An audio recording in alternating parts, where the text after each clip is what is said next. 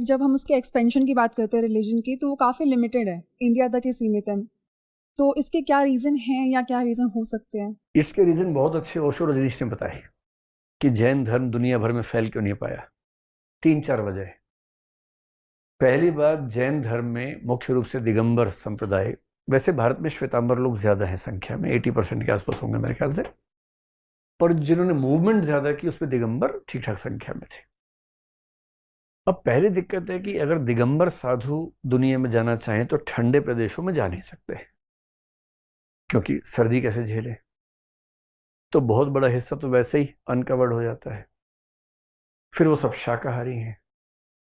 आप ऐसे क्षेत्रों में जा ही नहीं सकते जहां मांस के बिना काम नहीं चलता है, जहां ठीक से खेती नहीं होती है, वहां जैन धर्म चल ही नहीं सकता। तीसरी दिक्कत क्या है, जैन धर्म की मान्यता है कि कोई भी साधु केवल जैन घर का खाना खा सकता है। जहां जैन लोग पहले से हैं नहीं, आप वहां जा नहीं सकते।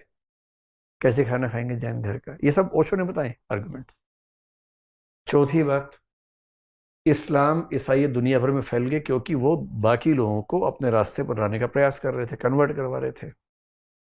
भारतीय धर्मों में सामान्यतः सबकी धारणा है कि किसी को कन्वर्ट करवाना ठीक नहीं है। जैन धर्म में नहीं करवाता कन्वर्ट। आपने कभी नहीं सुना होगा जैन धर्म ने सबको कन्वर्ट कर दिया अपने में। कोई इच्छा से हो तो हो, ऐसा कोई प्रयास नहीं किया जाता।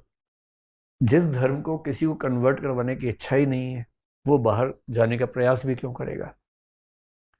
इन सब वजहों से जैन धर्म का प्रचार बहुत ज्यादा हुआ नहीं।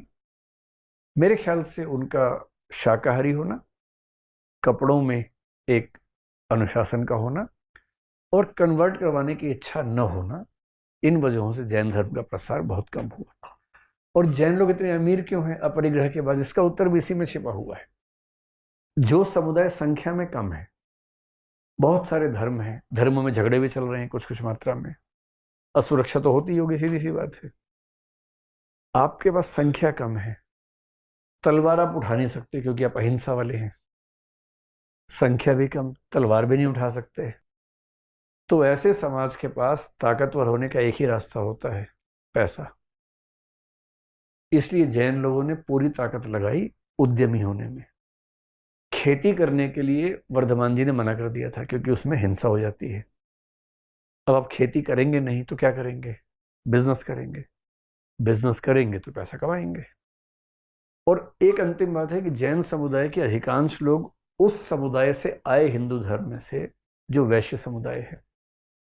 इसलिए आप देखेंगे आज भी जैन और गुप्ता में खूब शादियां होती हैं। जैन अग्रवाल इन सब में खूब शादियां होती है। वो एक दूसरे को अलग मानते ही नहीं ज्यादा, क्योंकि दोनों, मतलब मेरा मानना है कि दोनों के रूट्स काफी हद तक सेम रही हैं। और ये पूरी वही सोसाइटी का ग्रुप है जिसकी बिजनेस सेंस बहुत स्ट्रांग है। तो जैन समुदाय में, मारवाड़ी समुदाय में, जो वैश्य समुदाय है, इन सब की बिजनेस सेंस बहुत स्ट्रांग है। इससे भी उनके अमीर होने का रास्ता खुलता गया। तो जैनों का कम होना, अहिंसक होना, इसी का रिजल्ट है अमीर हो जाना और अमीरी को बना के रखना। Thank you sir. सिर्फ मेरा एक